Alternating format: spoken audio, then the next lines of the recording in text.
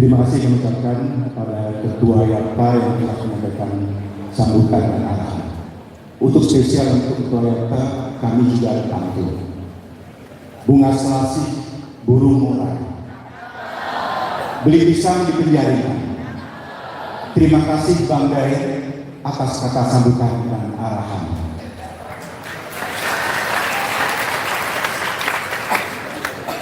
Baik teman-teman saudara, hari ini sungguh sangat istimewa buat kami.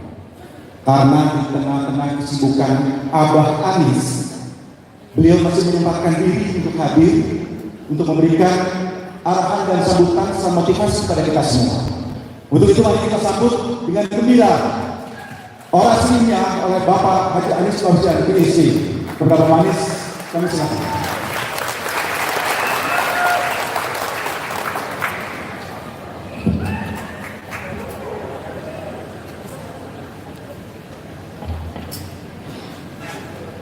Assalamualaikum warahmatullahi wabarakatuh.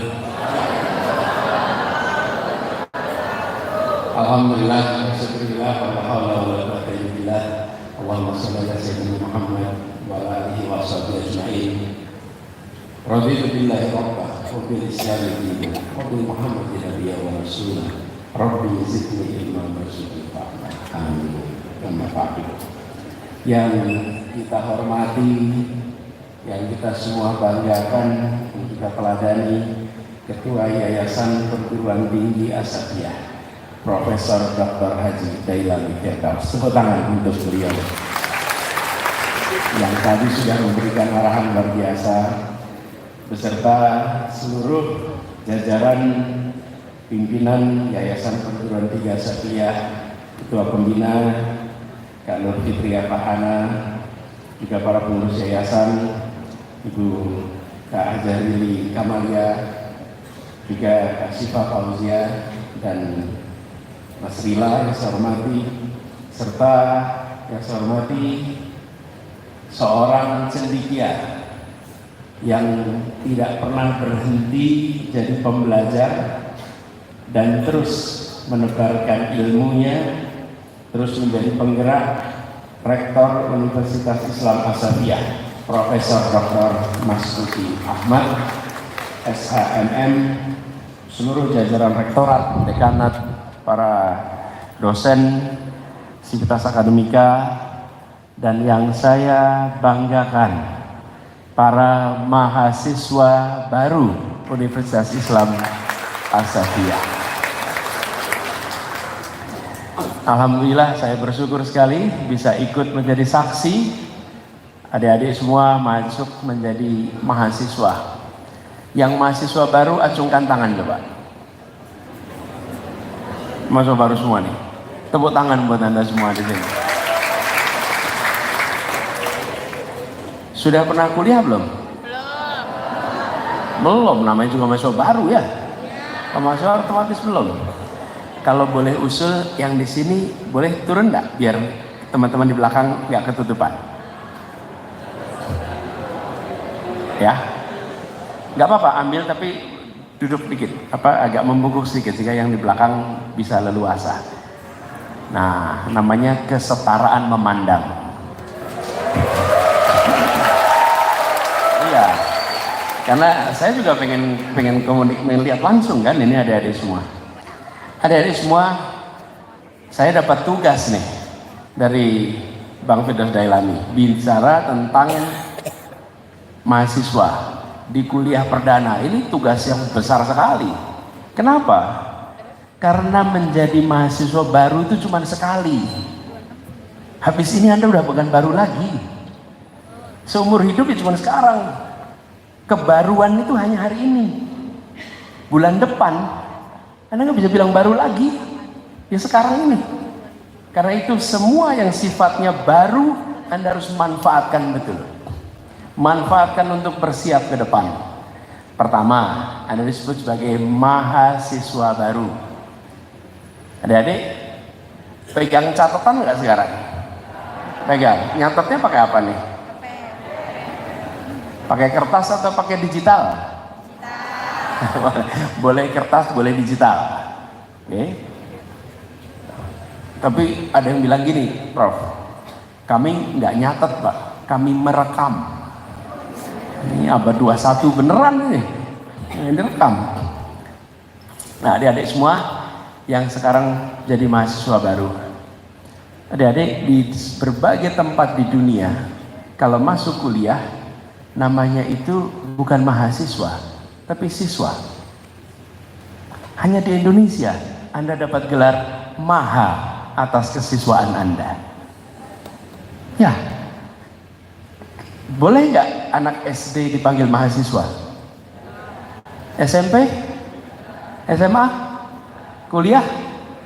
Ya, jadi Anda harus sadar bahwa status Anda itu sekarang menjadi seseorang yang mendapatkan label maha atas kesiswaan Anda.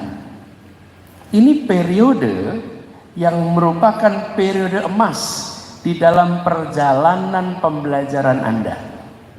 Karena Anda sekarang berstatus sebagai mahasiswa. Harus beda dengan siswa biasa. Sadari itu sebagai tanggung jawab. Nah, kenapa di Indonesia dapat gelar maha atas kesiswaan? Karena yang bisa dapat kesempatan kuliah itu dahulu tidak banyak.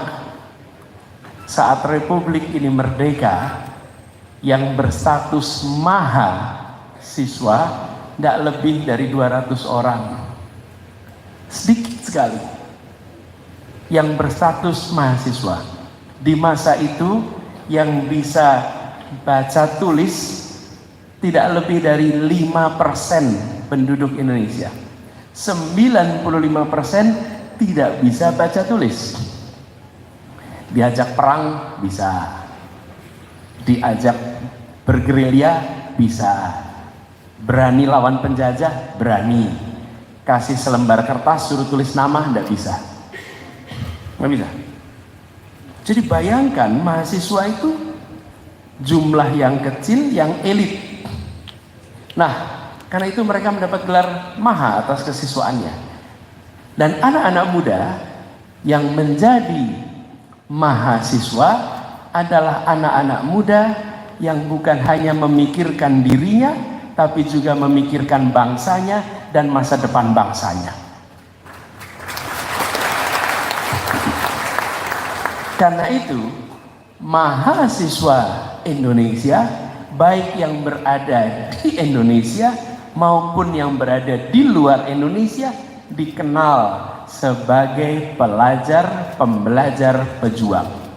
Jadi pesan saya yang pertama kepada adik semua, apalagi masuk di Universitas Islam As-Safiyah, adik-adik harus menjadi mahasiswa pejuang, meneruskan tradisi perjuangan ini. Ini pesan nomor 1 nih, jangan jadi mahasiswa yang bukan pejuang, mahasiswa pejuang. Yang nomor 1, tanggung jawab sejarah itu menempel di pundak Anda. Adik-adik, di dalam perjalanannya, oh ya, nanti saya akan kasih kesempatan untuk tanya jawab nih.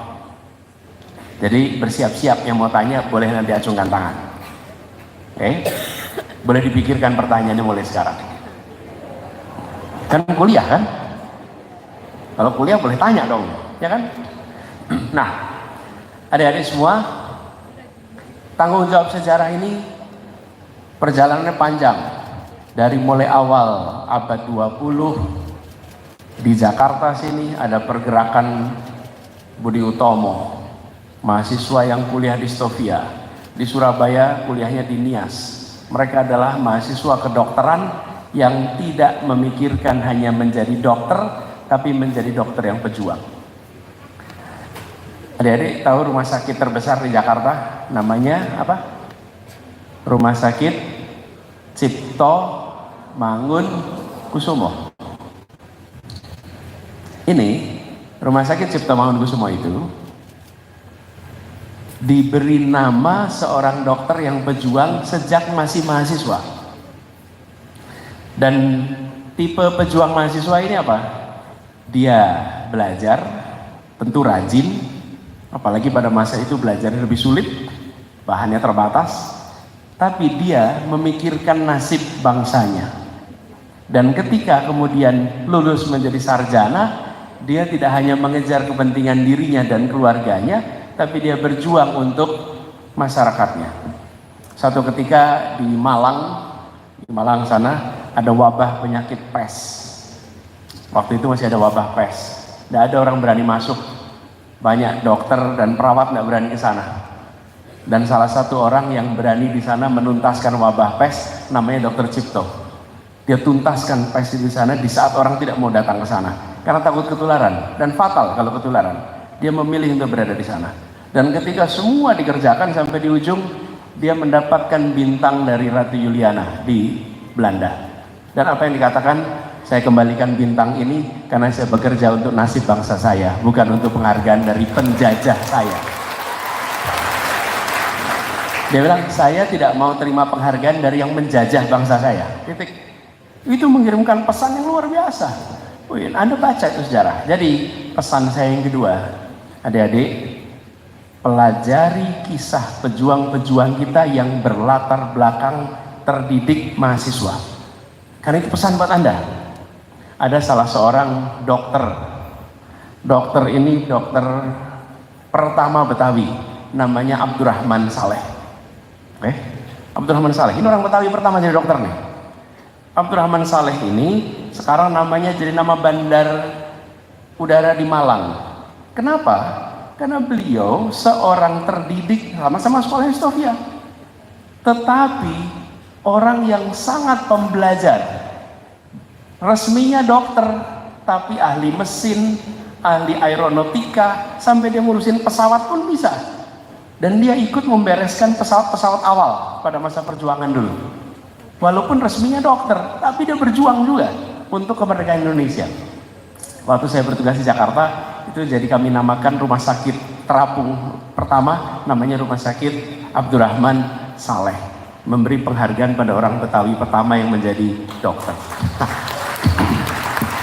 Jadi, adik-adik semua, pesan saya ini kedua, Anda pelajari satu saja untuk menjadi referensi Anda, bahwa adik-adik ini meneruskan perjalanan sejarah panjang.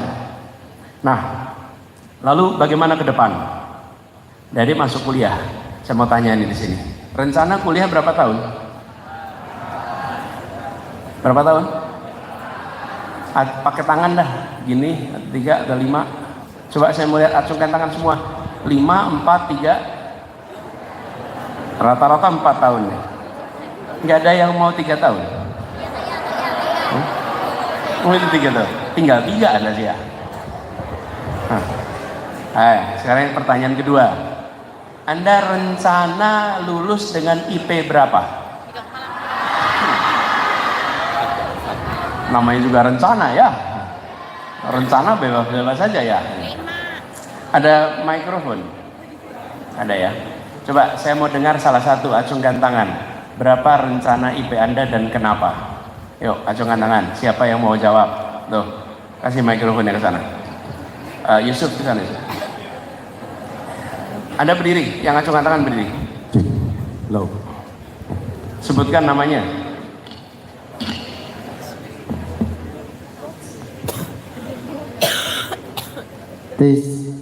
Assalamualaikum warahmatullahi wabarakatuh. Perkenalkan, nama saya Muhammad Ragil Syafi'i dari Fakultas Agama Islam, Prodi Agama Islam. Panggilannya? Syafi'i. Rencana kuliah berapa lama, IP berapa? Rencana kuliah normal aja Pak, 4 tahun. IP-nya? 3,8, kalau bisa 4.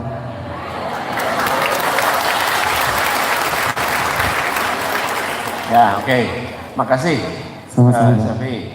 Ada lagi. Yang perempuan sekarang. Yuk, sana tuh. Kamu langsung maju, berdiri langsung ke depan. Biar cepat. Langsung aja ke depan. Yuk. Yuk. Maju aja ke depan.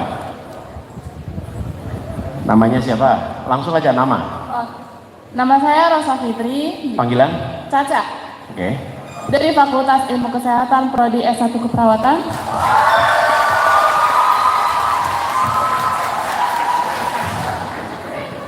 Rencana IPK bisa 4. 4. Lulus Yang normal aja 4 tahun. 4 tahun ya? Iya. Ya. Ya, terima kasih. Makasih. Ya, dari semua ini ambisinya bagus-bagus nih. Memang lebih baik begitu. Yang berbahaya itu begini. Berhasil meraih target sementara targetnya terlalu rendah. Itu bahaya. Lebih baik targetnya tinggi walaupun belum tentu tinggikan target itu. Anda tadi target 4, 3,8. Saya mau usul nih, adik-adik. Ketika Anda kuliah, ini kan Anda baru nih mahasiswa. Saya usul Anda aktif di dalam kelas dan aktif di luar kelas. Jangan hanya jadi mahasiswa yang di dalam kelas saja. Yang nama saya dulu zaman kami kuliah dulu namanya diktator. Kenapa? Kan hanya baca diktat saja. Karena itu dibacanya diktator. Tapi jadilah mahasiswa yang aktif di luar kelas. Jadi dari sekarang Anda rencanakan, bila saya mau aktif di dalam kelas dan luar kelas, berapa bobot SKS yang saya harus ambil. Saya dulu ketika kuliah, kalau ditanya berapa SKS yang diambil per semester, saya jawab saya ambil 24 SKS. 18 di dalam kelas, 6 di luar kelas. Sehingga kegiatan di luar kelas itu sebagai pembelajaran juga. Kenapa adik-adik? Ini saya ingin sampaikan. IP Anda yang tinggi akan mengantarkan Anda sampai panggilan wawancara. Tapi di ruang wawancara yang menentukan adalah kepemimpinan Anda, kemampuan berpikir kritis Anda, kemampuan komunikasi Anda, kemampuan untuk bekerja kelompok Anda. Itu yang menentukan di ruang wawancara. Tapi IP tinggi membuat Anda punya tiket dipanggil wawancara. Di ruang wawancara hal lain yang dibutuhkan. Tapi jangan dibalik, oh berarti nggak perlu IP tinggi. Enggak. Kalau IP-nya nggak tinggi, di wawancara pun nggak dipanggil. Tapi hanya dengan IP saja nggak cukup. Karena itu saya usul Anda kembangkan dua-duanya. Aktif dalam kelas dan aktif luar kelas. Ikut organisasi. Apapun organisasinya dalam kampus, insya Allah positif. Apapun organisasinya, ikut. Di dalam kelas, Anda aktif belajar, ukurannya apa? IP. Nah, kalau saya boleh usul, IP minimal, kalau tadi bagus IP-nya rencananya 3,8, good. Kalau saya boleh usul, Anda cek beasiswa S2 minimal IP-nya berapa? Nah, itu IP minimal Anda nanti di situ. Kalau beasiswa itu syaratnya IP-nya 3,25, ya maka IP Anda harus di atas 3,25. Kalau minimalnya 3,5, ya Anda di atas 3,5. Tapi kalau syaratnya 3 saja, ya Anda di atas 3. Jadi jangan sampai IP Anda di bawah syarat dapat beasiswa S2. Supaya kalau Anda mau meneruskan tidak terganggu dengan ini. Dulu, waktu saya kuliah juga begitu. Saya nggak ngejar IP yang luar biasa tinggi. Yang penting apa? Yang penting kalau daftar beasiswa nggak ditolak karena IP. Nanti ketika Anda sudah bekerja, tidak ada lagi yang tanya IP-nya berapa. Yang tanya adalah produktivitas Anda, kepemimpinan Anda, karya Anda, apa yang Anda berikan dampaknya. Itu yang menentukan pada saat Anda bekerja. IP hari ini baik untuk menunjukkan Anda kerja keras. Nah, gambar di situ. Tapi ingat minimalnya itu. Nah, waktu kuliah. Tadi saya tanya waktu kuliah. Waktu kuliah ini bicarakan bersama dengan orang tua. Tapi intinya masa kuliah itu adalah masa pengembangan diri. Ini periode yang nggak bisa diulang. Nanti setelah Anda selesai kuliah, habis itu Anda nggak bisa balik lagi ke kampus mengulang masa ini. Ini betul-betul masa pengembangan. Pengembangan secara akademik, pengembangan secara kepemimpinan, pengembangan dalam aspek-aspek minat lainnya. Itu masa kuliah, sesudah itu tidak bisa kerjakan. Jadi saya usul pada adik-adik semua, siapkan dengan serius pengembangan diri itu. Indikatornya apa? Indikator mahasiswa yang baik, mahasiswa yang sibuk, indikator mahasiswa yang tidak baik, mahasiswa yang nganggur. Oke? Jadi kalau Anda waktunya luang, berarti Anda bermasalah. Kalau Anda sibuk, berarti Anda mahasiswa yang baik. Kalau ada mahasiswa waktunya longgar, Anda sambil bayangkan, saya besok akan menuai masalah ketika saya sudah lewat masa mahasiswa. Tapi kalau hari ini Anda sibuk, pagi berangkat kuliah, siangnya aktivitas ini, aktivitas itu, terlibat, Anda sebenarnya sedang menyiapkan diri untuk menjadi orang-orang yang produktif dan bermakna di masa yang akan datang. Jadi adik-adik semua, saya usul mahasiswa ini masa pengembangan itu. Kenapa? Karena mahasiswa di Indonesia punya dua peran. Peran kekinian dan peran masa depan. Peran kekinian apa artinya? Anda bagian dari masyarakat. Anda bagian dari proses kehidupan berbangsa bernegara. Bila bangsa ini, bila negara ini terlihat melakukan hal-hal yang keliru, bila pemerintah misalnya melakukan hal yang keliru, maka mahasiswa harus bergerak dan meluruskan. Itu peran kekinian, mahasiswa nggak boleh diam. Ini peran sejarah nih, peran kekinian. Yang kedua, peran masa depan.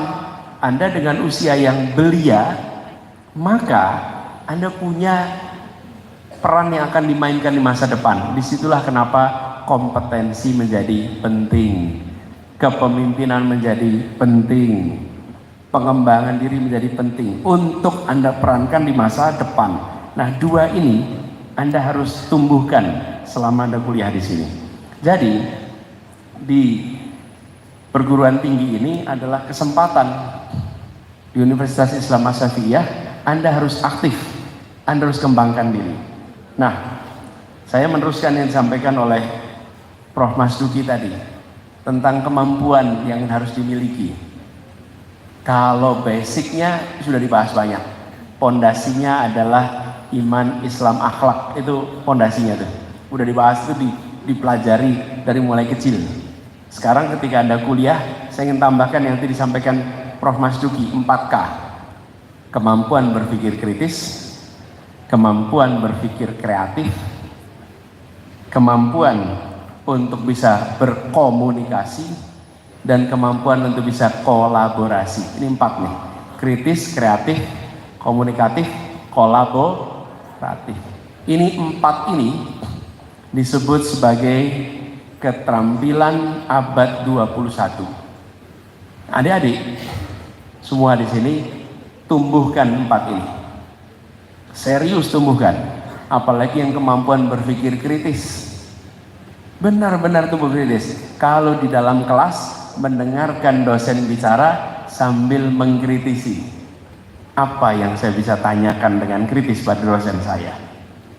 Sebelum masuk kelas, Anda baca, mengkritisi apa yang Anda baca, diskusikan di kelas.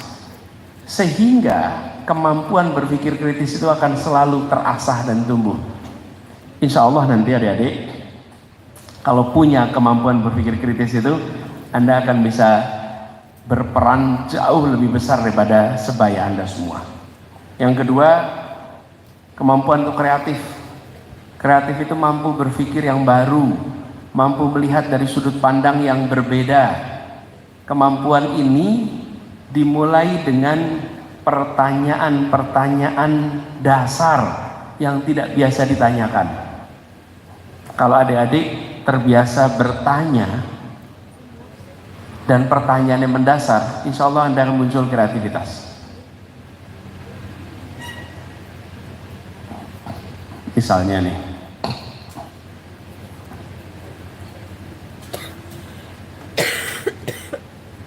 adik-adik kalau ngobrol bersama dengan sesama mahasiswa, kadang-kadang kita hanya tanya hal-hal yang tidak mendasar.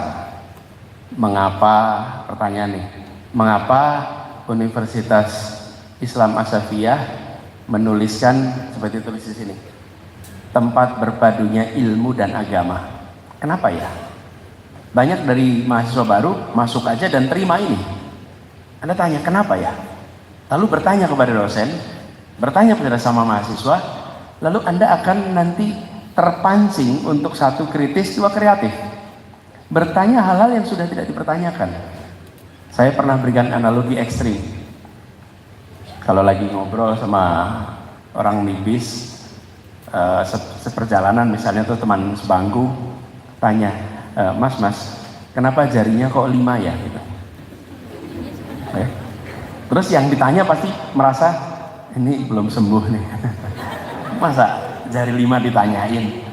Kenapa? Karena kita sebagai sesama manusia sudah tidak lagi bertanya kenapa jarinya 5, kenapa hidungnya di depan, kenapa mata di depan, maka kita tanya. Nah itu membuat kita tanpa disadari terbiasa untuk menerima saja tanpa mempertanyakan. Biasakan untuk bertanya hal-hal yang tidak dipertanyakan. Di mana tempatnya? Di kampus. Kalau di kampus Anda boleh bertanya hal-hal yang tidak dipertanyakan. Kalau di luar kampus mungkin dimarahin sama orang lain. Tapi di kampus Anda boleh bertanya apa saja karena di sini ada Civitas Akademika yang memberikan kebebasan berpikir dengan bertanya. Nah, jadi kreatif, kritis. Yang ketiga, komunikatif. Kemampuan komunikasi merupakan kunci. Komunikasi itu sekarang mediumnya banyak sekali. Anda bisa pelajari. Kenapa komunikasi ini penting? 1, untuk menyerap. 2, untuk menyebar. Anda menyerap dan Anda menyebarkan. Lalu kolaborasi. Tidak ada lagi hal yang bisa kita kerjakan sendirian. Semua harus dikerjakan sebagai kolaborasi. Kerja bersama. Kerja bersama ini penting sekali. Kemampuan menghargai, menghormati, saling mengisi, itu mendasar sekali. Lalu teman-teman sekalian, saya titip Anda semua harus menguasai bahasa internasional, bukan bahasa asing. Bahasa apa bedanya bahasa asing sama bahasa internasional? Kalau bahasa asing itu bahasa yang bukan bahasa kita, itu namanya bahasa asing. Kalau bahasa internasional, bahasa yang digunakan percakapan antar bangsa. Anda pilih salah satu, Anda pelajari bahasa internasional. Untuk apa?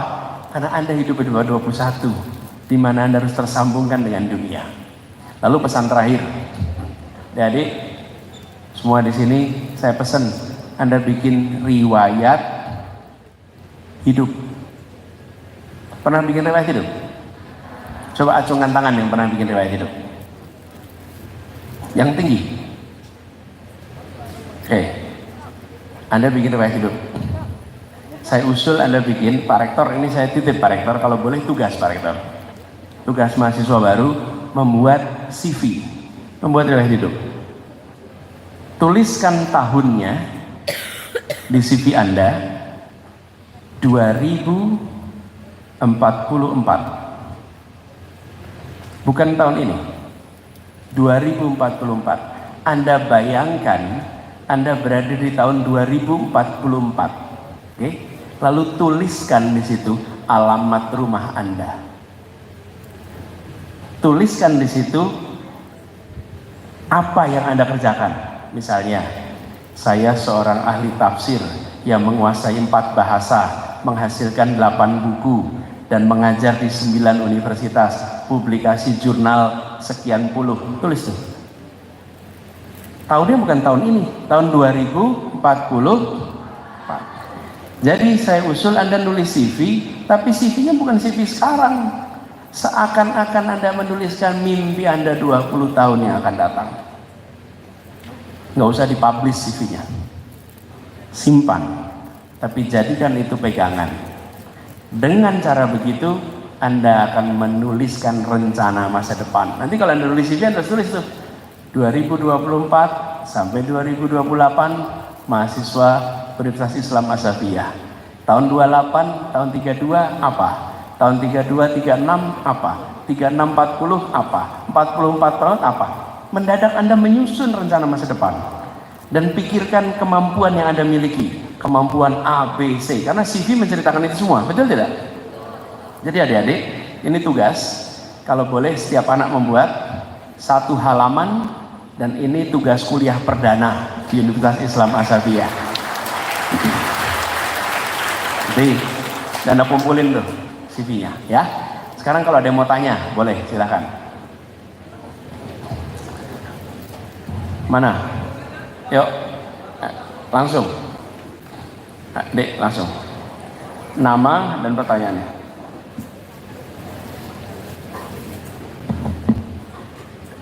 Yang mau tanya maju ke depan, jangan nunggu di belakang.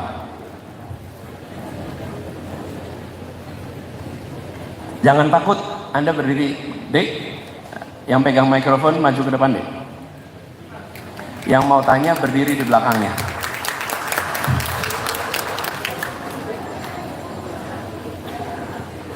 Cukup sampai di situ ya. Diingat-ingat ya, tidak ada pertanyaan yang salah. Adanya pertanyaan yang panjang. Oke, jadi pertanyaan pendek aja.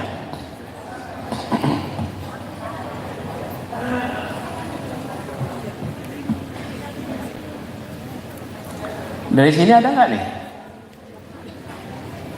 Kalau ada, langsung maju.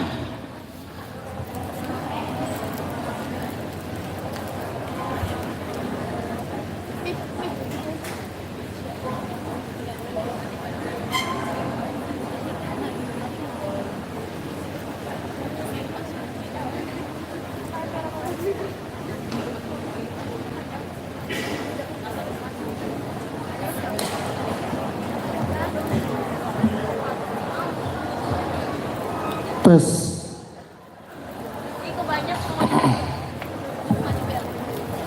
Ya, Dek, Anda berdiri di sini, Dek. Sini.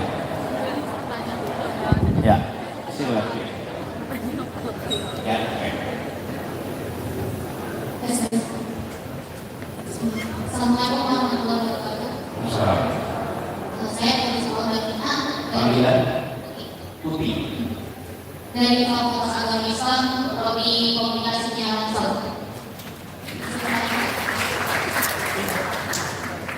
Mohon doanya agar kami sebagai Universitas Islam Syariah agar dapat meningkatkan kualitas dan kualitas kami bisa menjadi generasi yang baik.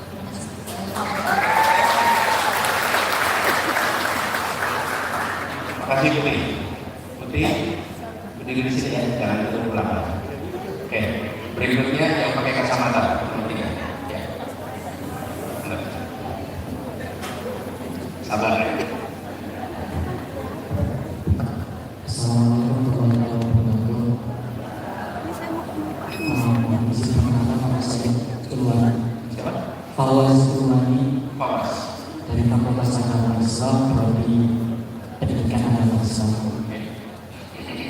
Dan tadi tiba-tiba waktu pembagian di Lirboyo ada pembahasan tentang keadilan, yang pemahaman saya adil itu adalah memberikan hak pada yang lebih hak. Pertanyaannya adalah, apakah sudah termasuk dari bentuk adil bagi ormas yang mendapatkan hak lebih, memandang karena mereka itu mayoritas? Maksudnya apa? Jangan sungkan nyebut nama. Mahasiswa jangan takut.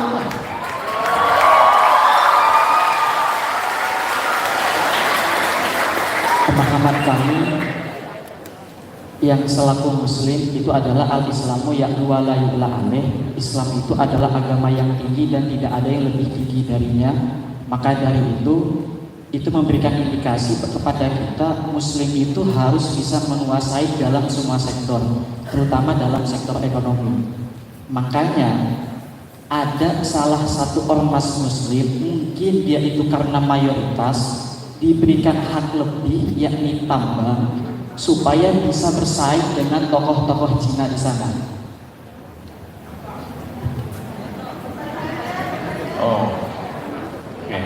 sudah bisa dikatakan adil bagi yang minoritas. Ya. Oke. Assalamualaikum. Ya. Pak Mas. Yang perempuan. Kacamata nomor 3 dari belakang. Ya, Anda. Yuk.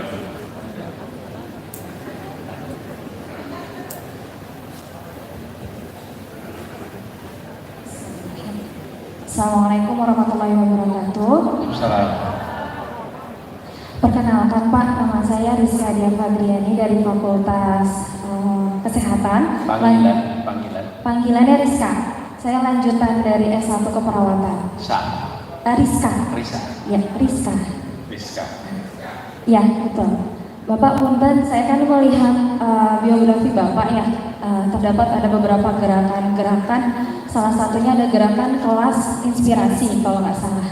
Nah, itu bagaimana menerapkan gerakan kelas inspirasi di mahasiswa, tapi khususnya kayak saya kan ini lanjutan ya Pak. Saya udah pernah D3, kemudian saya melanjutkan S1. Nah, gerakan kelas inspirasi itu bagaimana bisa diterapkan pada metode perkuliahan di kelas lanjutan. Kemudian boleh Pak kedua, saya kan karena lanjutan ya Pak S1, terus background saya juga udah menikah, sudah punya anak. Nah, bagaimana kiatnya ya Pak? Karena kan sudut pandang perspektif ketika sudah bekerja, kemudian melanjutkan S1 itu kadang hanya memandang ingin mendapatkan ijazah saja.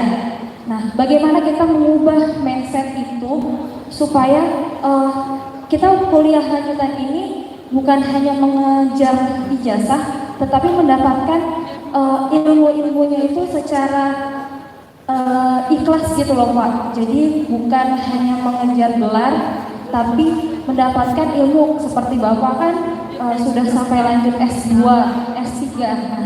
Dan Ibu Ferry juga kan sama, berkeluarga pun juga melanjutkan kuliah. Nah, itu bagaimana caranya Pak? Ya, siap. Terima kasih Pak. Terima kasih. Yuk, Anda yang paling depan.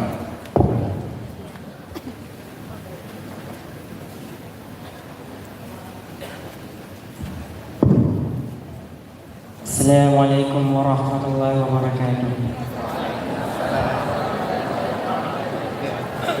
Kenalkan, nama saya Al-Hadi dari Fakultas Hukum. Al-Hadi.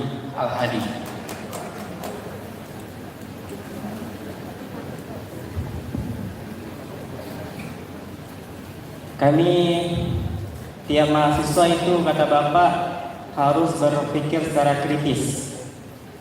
Tapi terkadang tidak semua mahasiswa itu berpikir secara kritis. Apa sajakah faktor yang menghambat kita sebagai mahasiswa tidak bisa berpikir secara kritis? Itu saja.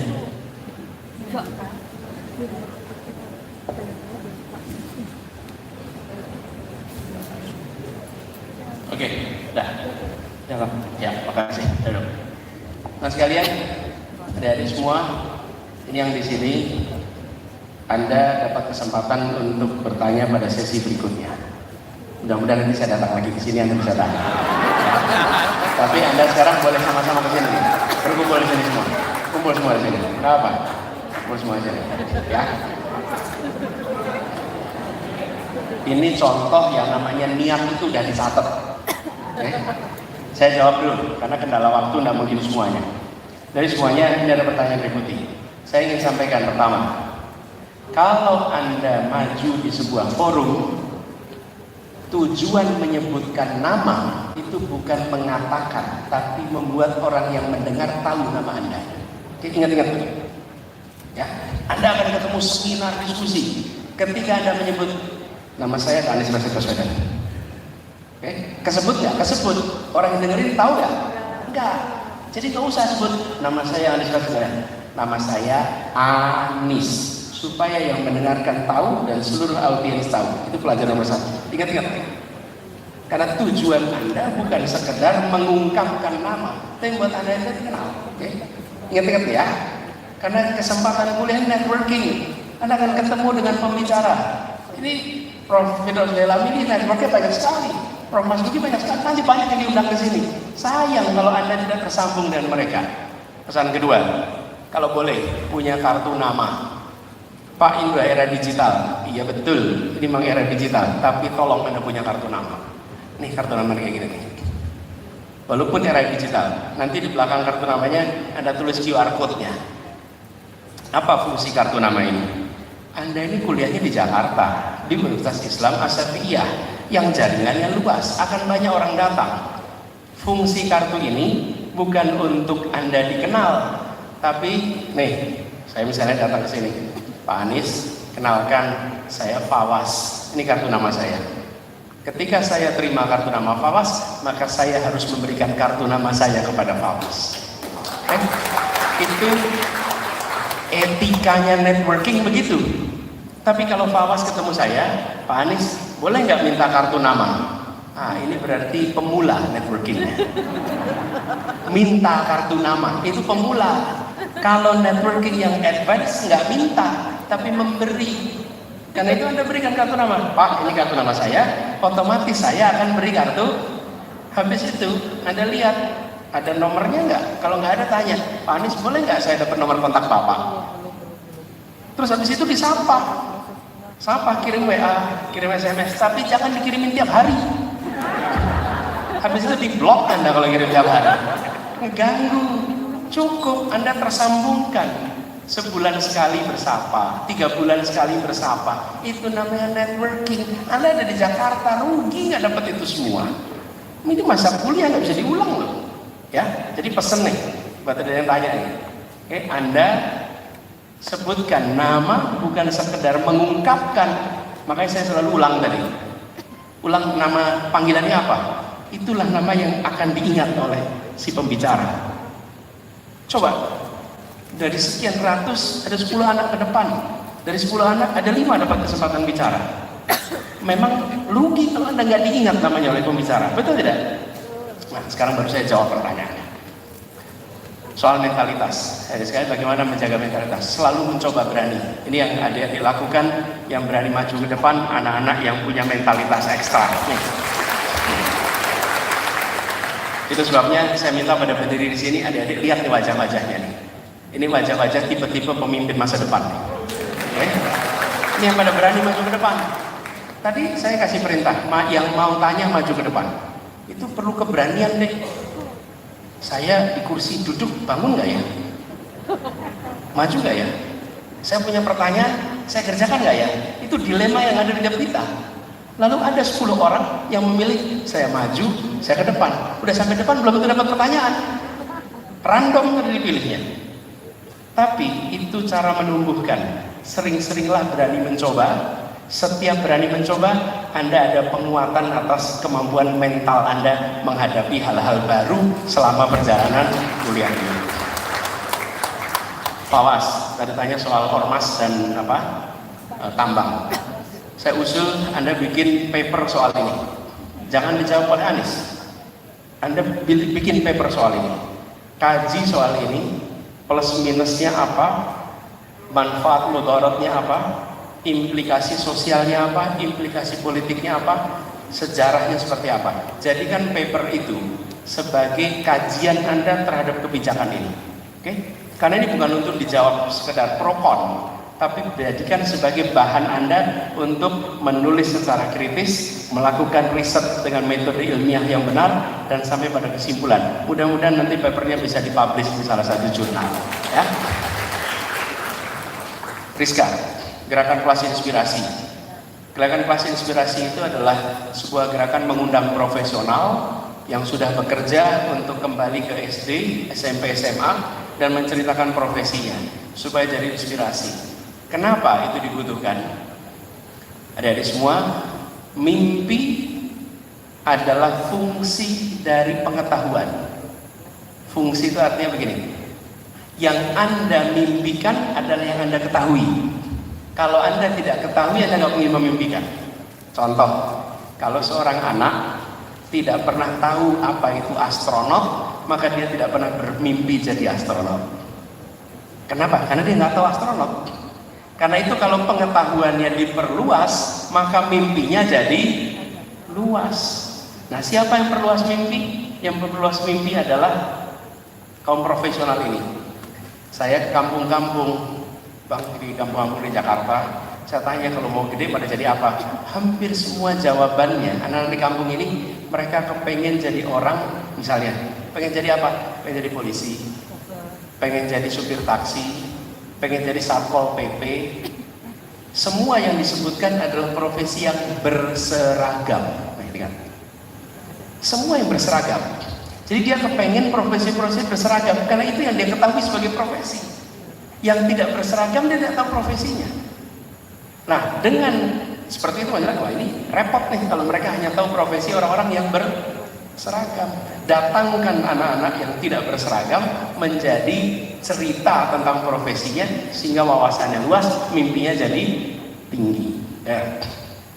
Itu ya jawabannya. Bagaimana diterapkan di metode pendidikan? Adik-adik undang saja yang sudah berhasil di bidang Anda untuk datang ke kelas. Minta dosennya untuk undangin supaya mereka menambah wawasan, menambah pengetahuan, dan insya Allah nambah mimpi kita. Lalu bagaimana jangan hanya kejar ijazah tapi belajar beneran. Oh ya, ijazah itu hanya kode, tapi sesungguhnya proses pembelajaran yang dibutuhkan. Jadi buat Rizka yang rajin belajar beneran dan manfaatkan alat ini. Semua punya HP di sini. Ini alat bisa menyambungkan dengan masa depan. Tapi banyak dari kita yang menggunakan alat modern ini untuk malah melanggengkan hubungan tradisional masa lalu. Ya, ke teman sama teman SD, teman SMP, teman SMA, teman sekampung. Ya kalau gitu nggak perlu HP canggih-canggih.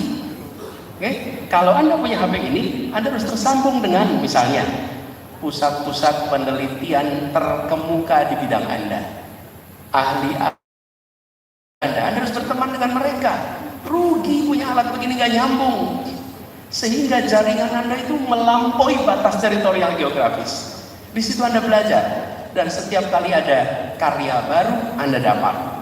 Jadi gunakan alat ini untuk membangun masa depan, bukan merawat masa lalu saja.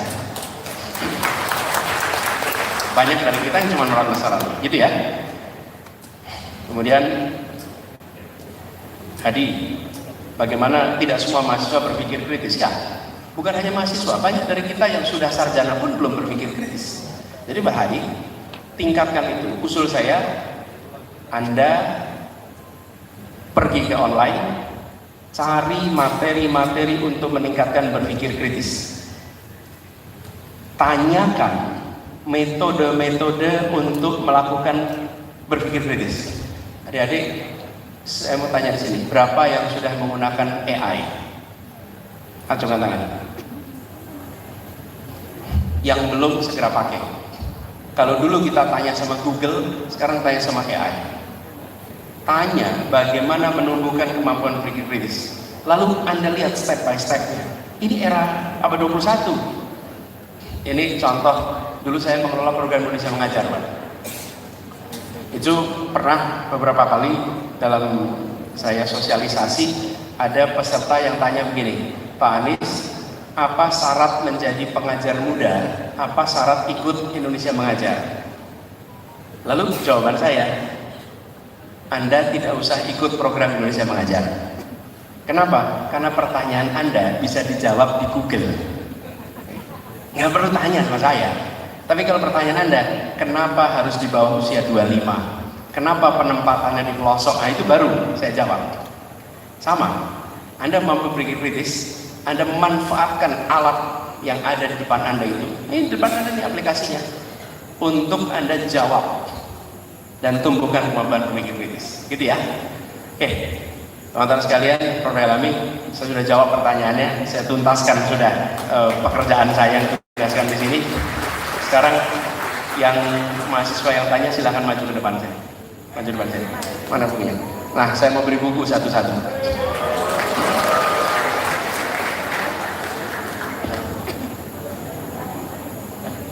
Ini bukunya udah ditandatanganin, Pak.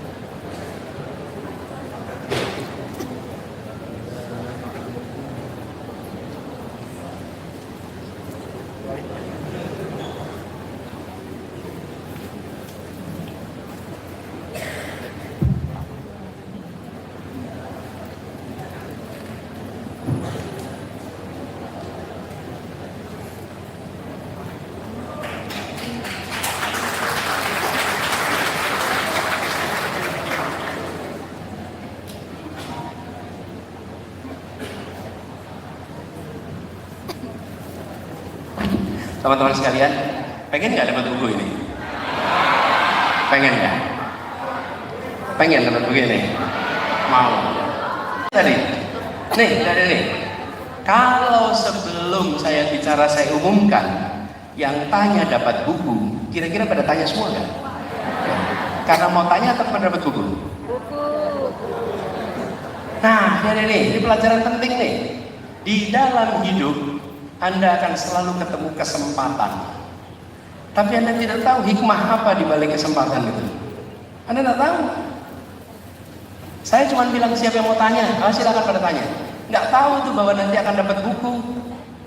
Teman-teman, jangan pernah, pelajaran penting nih, jangan pernah sia-siakan setiap kesempatan yang dibukakan di depan Anda. Ambil kesempatan itu.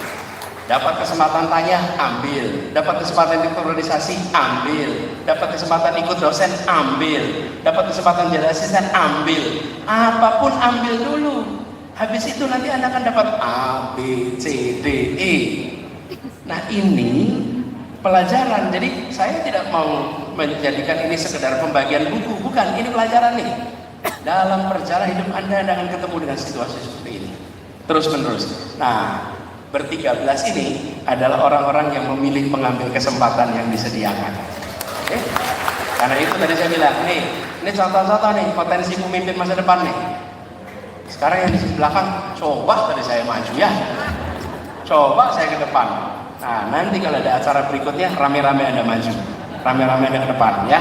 Itu pelajaran buat kita semua. Terima kasih. Jadi boleh kembali lagi ke belakang. Tepuk tangan buat mereka yang sudah maju semua.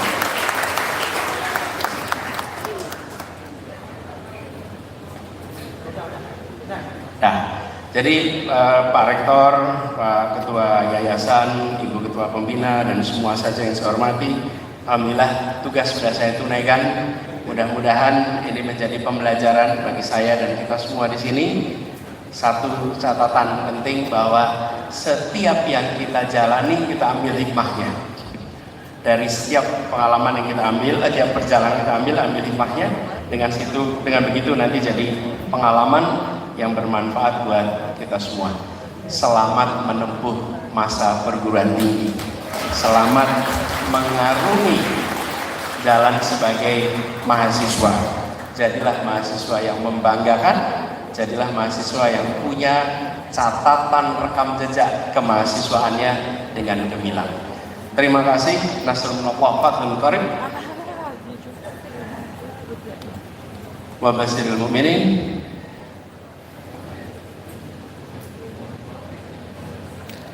Assalamualaikum warahmatullahi wabarakatuh. Mohon Pak Anies tetap di podium untuk menerima plakat yang kenang-kenangan dari Rektor dan Ketua Yayasan. Sekali lagi kepada teman-teman mahasiswa baru, beri aplaus yang sangat meriah kepada Pak Anies Baswedan.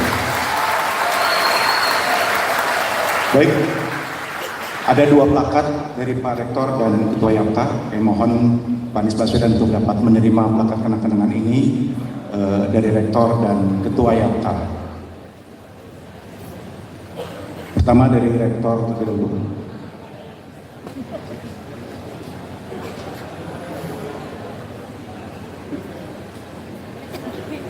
Dan plakat kedua kami mohon dari Ketua Yapta juga dapat menyerahkan plakat kepada Pak Anies nanti.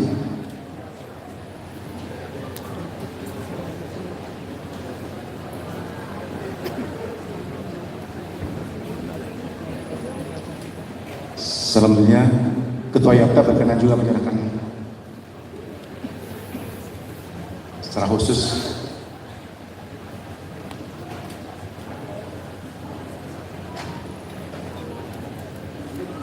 ini ada plakat khusus untuk Pak Anies.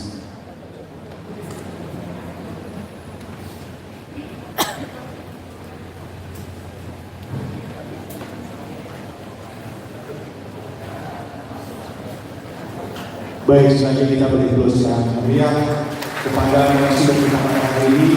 Sungguh sangat luar biasa. Bekal-bekal untuk mahasiswa baru untuk menjadi pemimpin masa depan Universitas Al Azhar. Selanjutnya berkenan para dekan dan yayasan untuk diabadikan bersama dengan Pak Anies dan yayasan dan rektor, kami silakan untuk maju ke depan. Para dekan,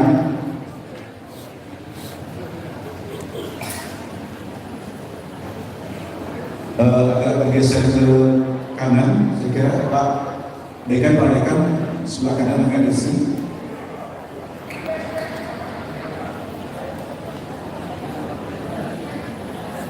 Ini adalah para dekan dan ketua yayasan. Kurang mundur ya Pak Meden ya?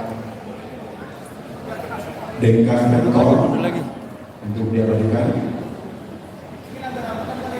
Dapat semua nggak Pak Meden?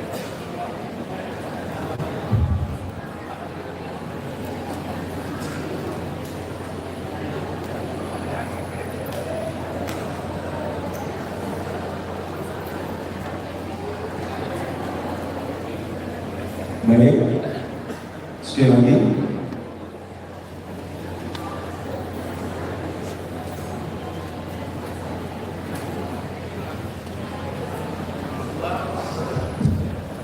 Sekali lagi mengucapkan terima kasih kepada Bapak Anies Rashid Baswedan untuk menyampaikan narasi yang pada pagi hari ini. Sungguh ini sangat memberi manfaat kepada teman-teman selalu untuk bekal ke depan sepanjang Anda menempuh studi di Universitas Islam Asy-Syafi'iyah. Sekali lagi, Assalamualaikum warahmatullahi wabarakatuh. Sahabat BN, kita menyaksikan kuliah umum pada mahasiswa baru yang pemberi kuliahnya Anies Baswedan, membuktikan bahwa Anies Baswedan ini bukan politisi yang kerjanya hanya mencari jabatan. Kalau jabatan tidak dapat, menganggur. Anies Baswedan bukan demikian.